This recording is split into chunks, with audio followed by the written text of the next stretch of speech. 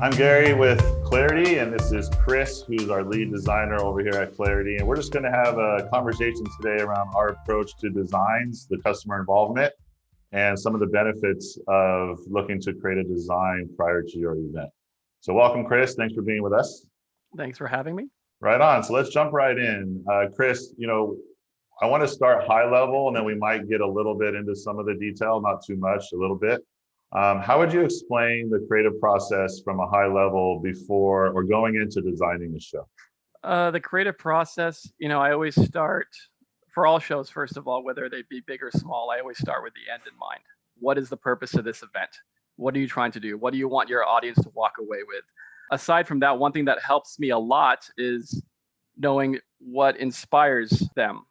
Most often I find that when it comes to an event, whether it be an event planner or just the end client that's coming up with the concept for their event, there's a lot of things that inspire them that aren't event related. If I say, what's your event about? Their event could be about, selling paper, selling planks, selling lights or whatever, or it's just internal and it's a sales meeting and they're trying to inspire people for whatever. And then they'll come up with a theme. And when you ask the background of that theme, the history behind that theme may be something they saw in a movie. It may be something that they saw at a concert or something that they experienced when they're driving home from the beach and they saw an amazing sunset. And sometimes it's those things that help me to combine that theme or that inspiration with whatever nuts and bolts that they need to portray their message. So it's basically the combination of those two things. That's what gets me started anyway, is I look at just what has to be achieved and then what the inspiration is behind their event. You and I design a lot of events together. And what I love about it is we don't start with, hey, give us a list of equipment in the room or things like that. It's really starting way in a totally different place. What role does the customer play, and how would the customer help you get started on a design? Like, what can they do to kind of get that process going? Because it is a team effort. And in any creative process, it may not hit the nail on the head the first pass, but it's a collaborative effort with the customer and us. And so what role does that customer play, and what can they provide when starting a design? Background of the event. One of the first things I know I ask, and I believe you do the same thing, is if this is an event that they've done before in the past, what have they done before? What has worked? What has not worked? Where do they want to go? Where do they see their event in the next 5 years?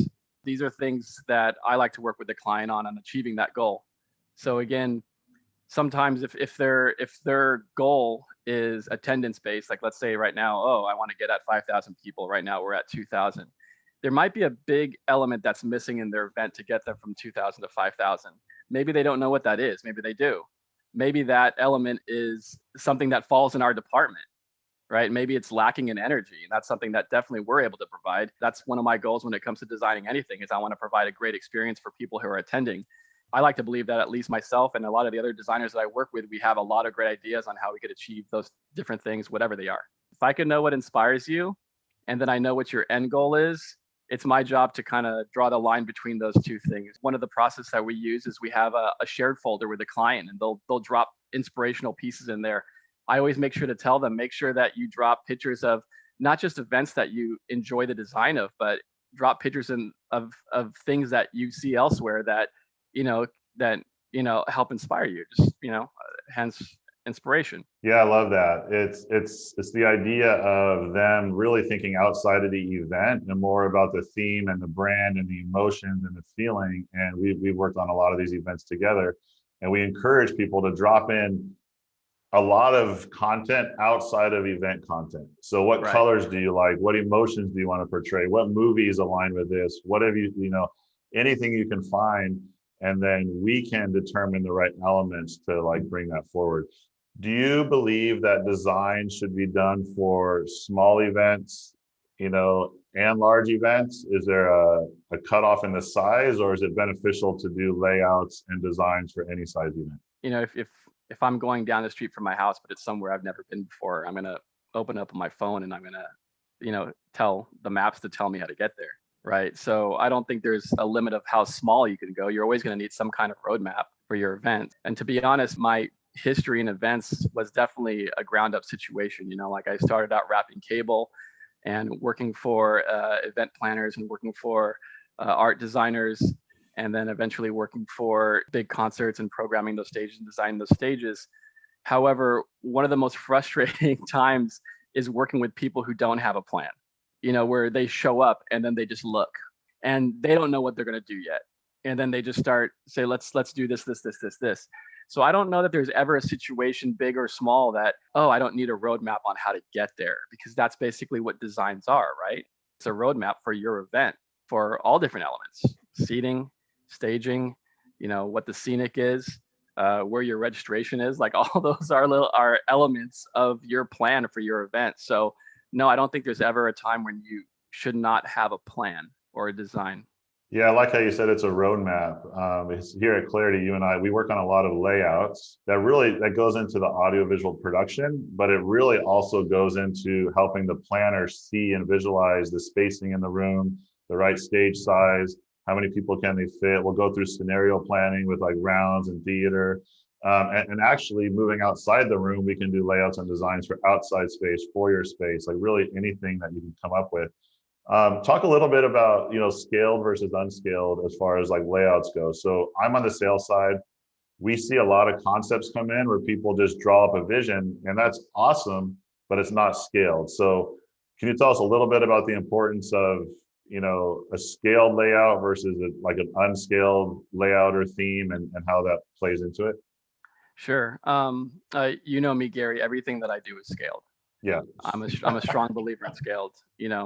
I always ask for the DWG or CAD before I even start designing. I believe in doing everything scaled because I don't ever want to present something that I don't know how to accomplish. And I'm sure Gary can appreciate that I don't want to ever present something that can't be accomplished under the budget, within budget, or at least within striking distance of the budget. Right? I always shoot high, so at least within striking distance of the budget. Because as you know, that there's almost any obstacle that could be overcome if you throw enough money at it. But realistically, that's not every client.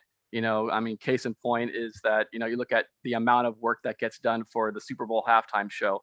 They do an unbelievable production, and it's done in the span of a very short period of time, which typically in any other situation, you'd be like, oh, 1 day setup and you want to do this, it can't be done. The truth is it can be done if you have the type of money that the Super Bowl has, because now you're talking about months of pre-production. You're talking about months of on-site, doing it over and over again and making sure that you could execute it properly at the live event. That's what it takes. Doing something scaled, unscaled, when I go ahead and start building, I build it as if I'm building the show. I build it as if I'm bolting together that truss. I'm hanging those rigging points. I'm building that Scenic. And if I see any problems as I'm designing it, I figure out the solution to that problem right then and there. And by the time it gets into your hands, which, the product I deliver to you is a rendering, a video rendering. It looks nice, all these lights and flashing. I know I could achieve that. I know how I can achieve that. Even from a lighting perspective, from an audio perspective, I know how to achieve that. There's a lot of time event planners or designers, they don't have that process in mind, and they'll build something beautiful in Photoshop. And wow, that looks great. And meanwhile, if you ever worked in Photoshop or anything that you could alter pictures, that's not real. Even, a picture of yourself on Instagram is like, you could Photoshop those things, and those aren't real. How are you going to make that look good in person?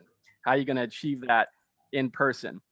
And every single time I design something, I overcome all of the problems that go into that setup of that show. So I'm a big believer in doing everything in a real life application, even if it means I'm just presenting you with a picture and a layout. I want it to be real. Yeah, 100%. So, my experience in this, and those are all awesome points. So thank you.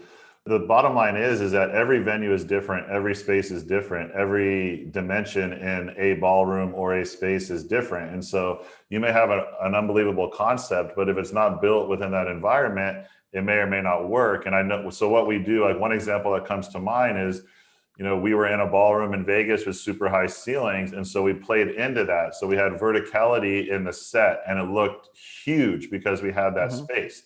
Whereas if we're in a ballroom with lower ceilings, we might go further left to right versus up and down, because of the environment we're working in. So one thing with clarity is we will either tell you you can or can't do that because we're going to put it in the actual space. So Chris, what would you say, like, how does content play into the final result of a design? So, I know we do a lot of designs with different elements, and in some cases, there's very basic content. In other cases, maybe they have an internal design team or graphics team, and that can really change things. So what would you say, or how would you say content plays a role? It does help if there's anything specific. Obviously the majority of the time it's going to be something simple where there's no custom content and they don't require anything more than just a 16:9 screen or multiple 16:9 screens or a 3:1 screen, but it's going to be something that is on the more typical side.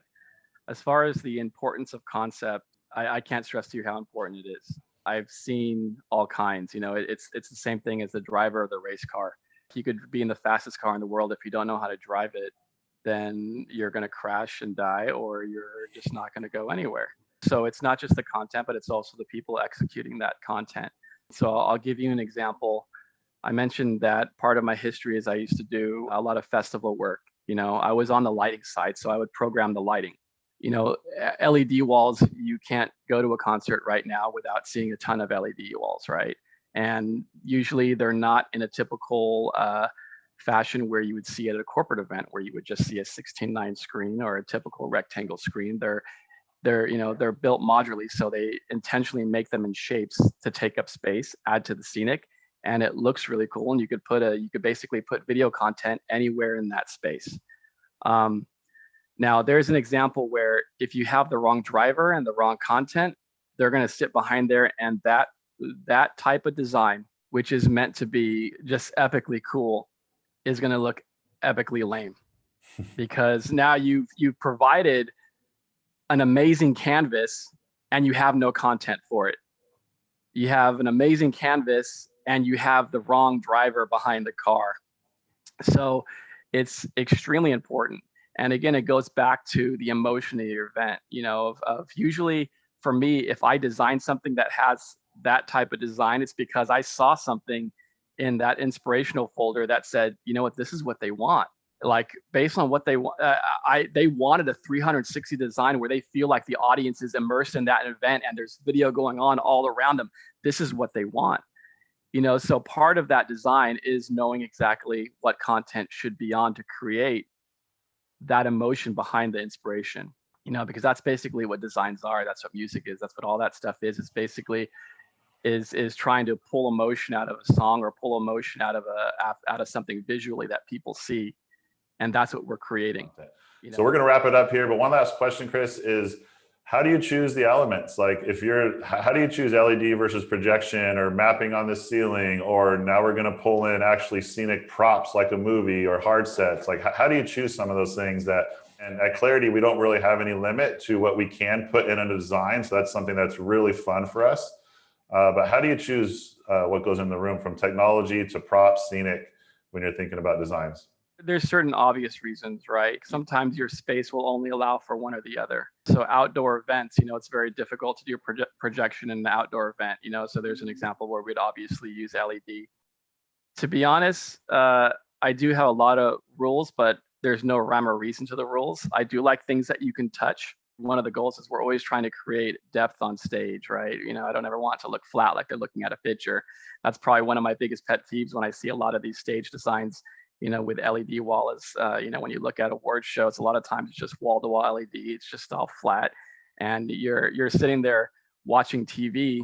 The audience that's there live is also watching TV. You're watching an audience watch TV. That's one of the things I'm really not a fan of. So I do like 3D. I do like physical.